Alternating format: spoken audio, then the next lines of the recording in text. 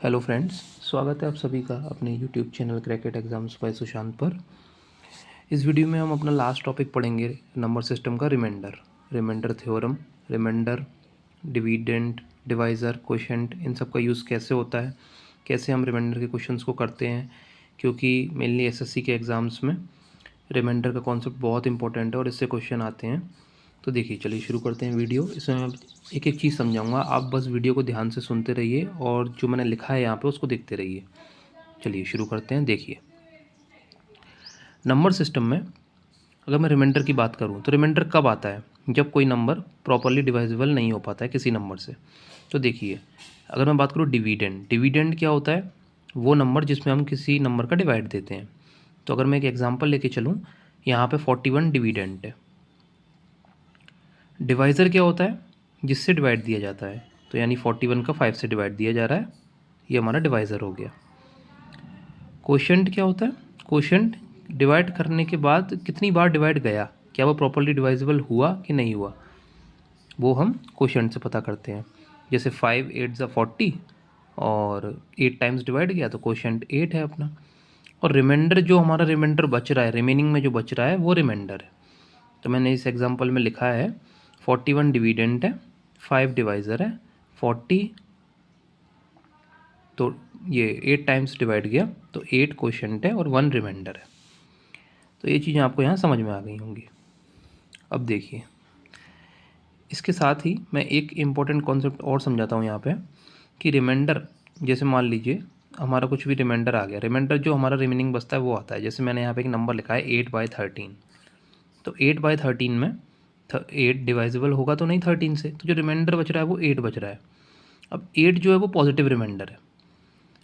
अब हम बात करते हैं नेगेटिव रिमाइंडर की। वैसे नेगेटिव रिमाइंडर जैसा कॉन्सेप्ट होता नहीं है, पर कैलकुलेशन को आसान बनाने के लिए हम नेगेटिव रिमाइंडर का यूज़ करते हैं, ताकि हमारी कैलकुलेशन कुछ हद तक आसान हो सके और बड़े बड़े नंबर्स के केस में हम कैलकुलेशन को ईजी कर सकें। तो देखिए, मैंने यहाँ लिखा 8/13, 8 पॉजिटिव रिमाइंडर है। हमें नेगेटिव रिमाइंडर निकालना है, तो हम कुछ नहीं, बस जो हमारा नंबर है उसमें से जो रिमाइंडर हमारा पॉजिटिव आया उसको माइनस कर दे तो हमारा नेगेटिव रिमाइंडर आ जाता है।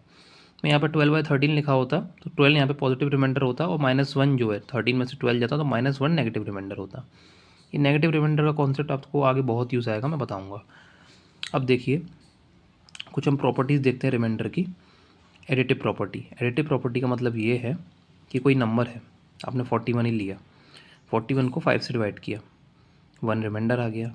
मान लीजिए उस नंबर को मैंने 2 भागों में तोड़ दिया, एक 36 एक 5।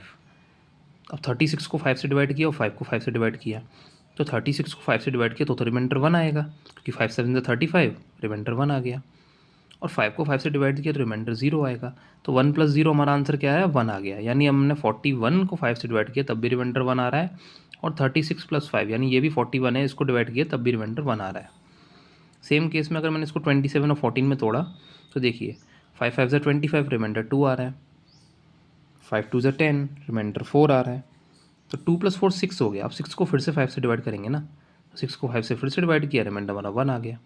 इसका मतलब हम एडिशन में नंबर्स को ऐड करते जाएं या कंबाइन करके वो नंबर ले लें, हमारा रिमाइंडर सेम रहेगा। ये एडिटिव प्रॉपर्टी है रिमाइंडर की। चलिए नेक्स्ट देखते हैं, multiplicative property of remainder. Same case वही है, आपको ज़रूरी नहीं कि इन दोनों नंबर का मल्टीप्लाई करना है, आप इसको तोड़ के भी जो रिमाइंडर आए उससे अपना फाइनल रिमाइंडर निकाल सकते हैं, और वो रिमाइंडर सेम रहेगा इन दोनों नंबर्स को मल्टीप्लाई करने के बाद भी। देखिए, 42 को 5 से डिवाइड किया, रिमाइंडर आया 2, 81 को 5 से डिवाइड किया, रिमाइंडर आया 1, 2 1 ज़ा 2, रिमाइंडर हमारा 2 ही आ गया। तो इन दोनों का मल्टीप्लिकेशन जो होगा उसको भी अगर 5 से डिवाइड करेंगे तो रिमाइंडर हमारा 2 ही आएगा। ये मल्टीप्लिकेटिव प्रॉपर्टी है। अब मैं यहाँ पे 3 इंपॉर्टेंट फॉर्मूले बता रहा हूँ आपको, ये आपको याद करने हैं, याद कर लीजिएगा आप, और मैं इनको समझा भी देता हूँ आपको। देखिए, सिंपल है, कुछ टफ नहीं है, याद रखिए बस। एक बार प्लस प्लस साइन लिया है, एक बार माइनस माइनस साइन लिया है, और एक बार माइनस प्लस साइन लिया है। अब देखिए, पहला फॉर्मूला देखिए, x की पावर n हो जाए, y की पावर n हो जाए और x + y से डिवाइड दिया गया है, तो रिमाइंडर हमारा 0 होता है। किस केस में? अगर n एक ऑड नंबर है। x की पावर n है, y की पावर n है, x - y, रिमाइंडर 0 रहता है एन चाहे इवन हो चाहे ऑड हो, यानी माइनस माइनस के केस में एन की वैल्यू कुछ भी हो, ये हमारा हमेशा रिमाइंडर ज़ीरो ही आएगा। और थर्ड केस में ऊपर माइनस सिंबल है, नीचे प्लस सिंबल है। देखिए रिमाइंडर ज़ीरो आ रहा है। और कब ज़ीरो आएगा? जब एन इवन नंबर होगा। अब मैं आपको इसको समझाता हूँ कि ये कैसे आया, उसके बाद हम इसके एग्जांपल देखेंगे। देखिए अब हम इसमें सबसे पहले हम ऊपर वाला समझते हैं, एक्स की पावर एन प्लस वाई की पावर एन अपॉन में x minus y, x plus y, और इस एग्जांपल से समझते हैं। ये तीनों के एग्जांपल हैं अलग अलग। देखिए एक्स और वाई यहाँ पे मैं 7 और 4 लिया है, और एक्स प्लस वाई की वैल्यू यहाँ पे 11 आ रही है। अब एक बात बताइए आप मुझे, एन ऑड नंबर है, ठीक है, मैंने एन की पावर 1 ले ली, तो यहाँ पे 7 आएगा, यहाँ पे 4 आएगा। 7 + 4 ये हमारा 11 आ गया। 11 को 11 से डिवाइड किया, रिमाइंडर 0 हो गया।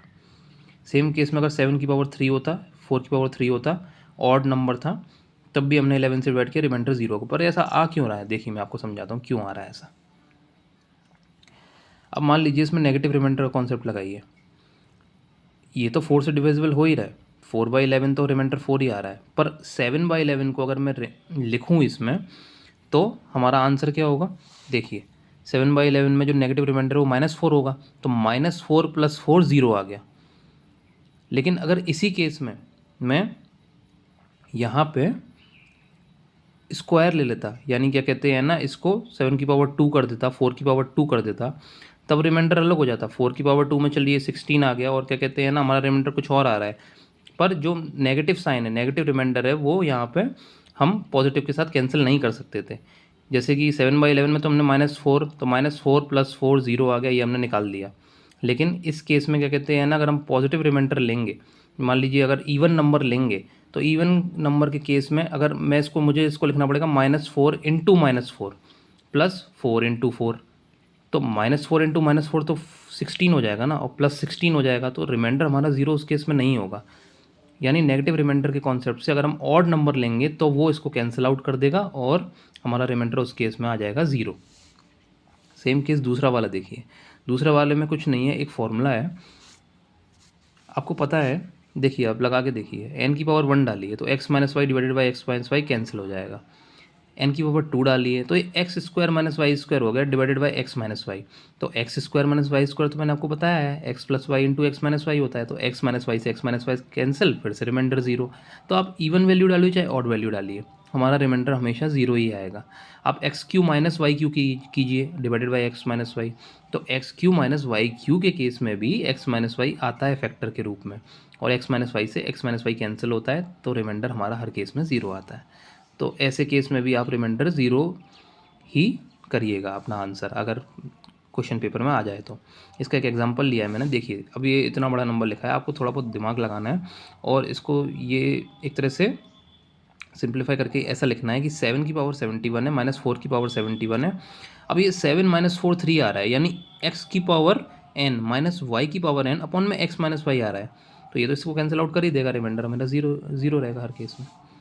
थर्ड केस देखिए, थर्ड केस सिंपल है, कुछ नहीं है। देखिए एन आप 1 डालिए यहाँ पे, x - y divided by x + y कभी नहीं होगा, तो रिमाइंडर हमारा ऑड के केस में कभी भी 0 नहीं होगा। लेकिन अगर आपने यहाँ पे इवन नंबर डाला, x² - y² divided by x + y, तो एक बात बताइए, n की वैल्यू 2 डालने के बाद x² - y² आया, तो वो x + y × x - y होता है। अब x + y से x + y कैंसिल हो गया, तो हमारा x - y बचा। इसका मतलब कि x की पावर n - y की power n divided by x + y, अगर n की वैल्यू इवन आ रही है तो वो इसको कैंसिल आउट कर देगा, रिमाइंडर हमारा 0 रहेगा। इस केस का भी मैंने एग्जांपल लिया है, देखिए 6 की पावर 12 - 5 की पावर 12 डिवाइडेड बाई 11, रिमाइंडर 0, यानी x की पावर n - y की पावर n अपॉन में x + y, 6 + 5 11, तो रिमाइंडर हमारा 0 आ गया इस केस में भी। तो दोस्तों ये चीज़ मैंने आपको समझा दी, मेरे लिए 3 फॉर्मूले इंपॉर्टेंट हैं। डायरेक्ट अगर ऐसा क्वेश्चन आया तो आप अपने एग्ज़ाम में बना सकते हैं, आप उसको थोड़ा क्लियर लिख लीजिए। ये 11 है, ये थोड़ा बहुत पेन चलने की वजह से ऐसा दिख रहा है, ये 4 की पावर 71 है, शुरू में दिखेगा आपको वीडियो में। तो चलिए दोस्तों, इस वीडियो को यहीं ख़त्म करते हैं। आपने रिमाइंडर का कॉन्सेप्ट देखा, कुछ फॉर्मूले देखे जो हमारे यूज़फुल हैं, जिनको हम यूज़ कर सकते हैं अपने आगे के कॉन्सेप्ट्स में। और देखिए, इसको मैं अगर आपको थर्ड केस को एक बार और समझाऊं, अगर आप इसमें नेगेटिव रिमाइंडर का कॉन्सेप्ट लेंगे तो आप देखिए नेगेटिव रिमाइंडर के कॉन्सेप्ट से भी ये बन जाएगा। कैसे बनेगा? मान लीजिए आपने 6 का जो 6/11 इसका नेगेटिव रिमाइंडर -5 रहेगा। अब -5 की पावर जब आप इसको क्या कहते हैं ना, इवन टाइम्स लेंगे तभी तो वो इससे सब्ट्रैक्ट होकर यहाँ पे 0 बना देगा।